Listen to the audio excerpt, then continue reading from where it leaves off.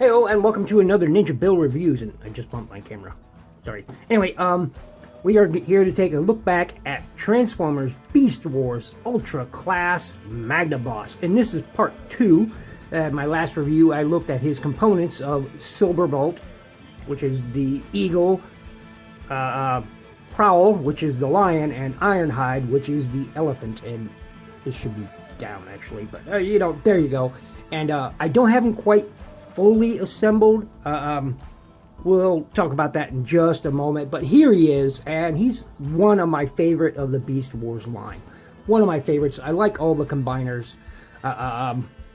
For quick comparison, I will bring in his other combiner buddy, and here he is next to Tripedicus, and there they are together, and he is taller than Tripedicus, as you can see. And you'll have to forgive me, I haven't cleaned this up. He's fragile. Ramhorn is the most fragile of the bunch. But, and his wings have yellowed over time from sunlight and whatnot. But, unfortunate, but maybe someday I can get those cleaned up. But there he is next to Tripedicus, and he's pretty good. Pretty good indeed. And I do think he's the better of the two toys, although I think this will technically be better, last longer, because of the gold brown plastic that Silverbolt uses. I think actually this guy you'll probably find in better condition on the secondary markets. So anyway, there's that comparison.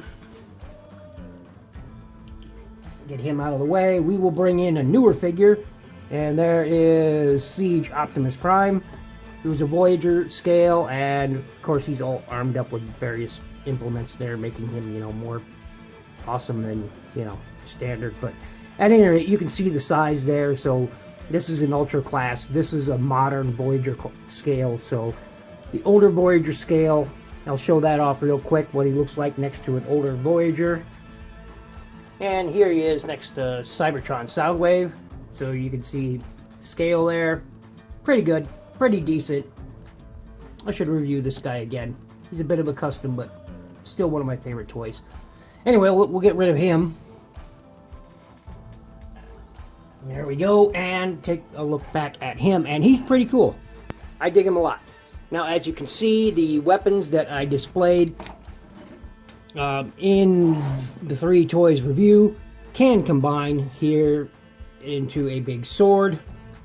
Get this right, looking right, there we go. And that is the big sword. You have Ironhide's weapons right here. You have Silverbolt's swords right here, and you have Prowl's pincer right there, serving as the hilt and guard. And there is the peg, for which goes into the fist, and it's pretty cool. And if you wanted, you could have this folded up in there.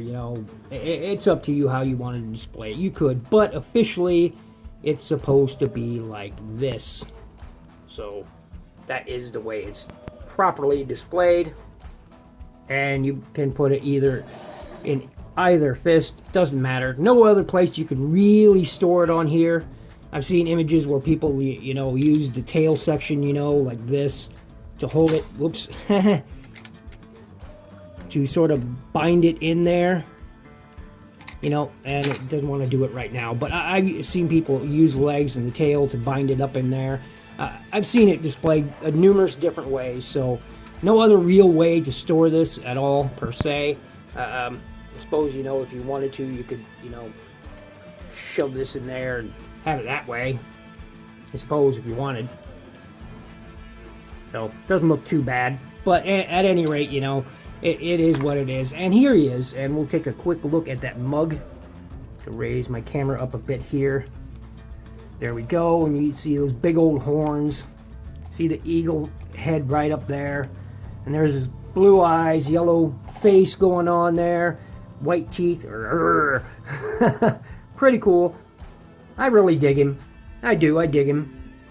And yeah, he's pretty nice. I dig him. And you got a lot of stuff going on here.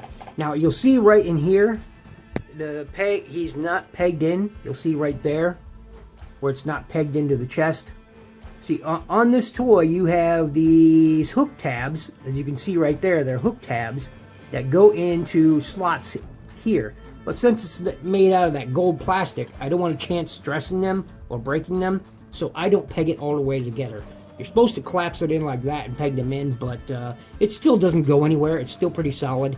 Doesn't really move because of how this is arranged in here. So, you know, it's still pretty solid. And as you can see, it's pretty well articulated. Could be better, but, you know, for its time, could have used a better wrist articulation, some actual head articulation, because that's static. That head isn't going anywhere. The only thing that's moving here is the horns. That's it. I mean, oh, and the eagle head can go up and down, but really it's supposed to stay like that. But yeah, that's one solid chunk of robot right there for the combination. And all that combination happens via pegs and ports here on the figure on each side. So pretty cool.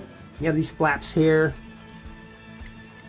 You have a bunch of kibble. He's kibble-tastic. You got, you know, panels, you know, going everywhere. You can close these up more if you want, but really this is the way, per instructions, you're supposed to have them like that. So, you know, all in all, still pretty cool. And you can still fire off those missiles. You see the missiles on either side. There is a lever you're going to see right there. Focus on it. That button right there. And if you push it on either side, you get, see if I can angle this so you can see what's happening. So, see, one, there it goes, 2, and you can fire out these missiles. I didn't show them off in Silverbolt's review, but let me go get the other one, because it sailed off the table there, the primary table. And these are the missiles. Even get the focus going. They got some molded detail on them. That's just them. So, get it focused back again. There we go. And of course, you could, you know, shove them in those launchers, and they all only fit one way with a splat surface. As you can see, that port is molded in a certain way, so that only, you can't fit them in this way at all. They'll have to be fit in one way. And that sets that. You saw that lever set in there. I'll make sure to focus in so you can see it on the other side. There we go. And we'll pop this in here, and that will reset that lever in there once it's fully in. You can see it moving. See that? And pop. There you go. And now it's in place, ready for use again. And he's got some other molded, you know, like cannons or something going on here. You can possibly have, you know, let your imagination soar. But as far as articulation really goes, is this whole unit is one piece. So all this right here is one piece, and that can turn on a soft ratchet. So, got some squeaking. You got all the way out like that. You got an elbow. You got a bicep swivel. And the fist can go up and down if you wanted. That's entirely up to you. No waist articulation. Again, no head articulation whatsoever other than moving these horns around. But you're limited because of forward, you got a good bit. But back, because of all this kibble, and yes, that is Ironhide's head hanging off his butt. But because of that, all these panels going on, your back is pretty limited. So, and of course, you've got a knee bend, and you've got a thigh swivel built in there. But again, because of all these panels, it's a bit limited. So, but anyway, still, it's a good figure. It really is a good figure, and you can see how that works out with the whole, you know, combining gimmick there. There is a, you know, a bit of, you know, see-through in there, but that's okay. It really doesn't detract from the overall figure. For foot articulation, you have no down whatsoever. The heel will go down, though, and the foot will go up, but that's due to transformation. So, you know, is what it is, and you know, take the good, you take the bad. There you have it. That's the facts of life. We're not, no, sorry, didn't mean to, sorry, singing, I know, singing, leave that to other people. But, yeah, it's a pretty cool figure, and one I like. I love the colors on this. Set that back in there so, you know, he's displayed properly. And you know, if you wanted, you could have, you know, Maybe he has a radio antenna there.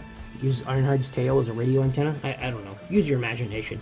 But still, I like the colors. Nice reds going on here. The grays, browns, the yellows. They all, you know, accentuate the whole figure. Has this almost, and deliberately so, has this, you know, almost Native American feel to him, to the character. And again, you know, that's deliberate, I imagine, in designing it. So, you know, even though, you know, it's a lion and an elephant, which is so far from, you know, being American, that's not even funny. But this overall feel sort of has that whole, you know, American, Native American feel, or, you know, native feel to it. It's very cool. I like it. And of course, these you can just display outward or no further back. It's up to you. It's up to you how you display it. And there he is from the back. Again, he's very panely,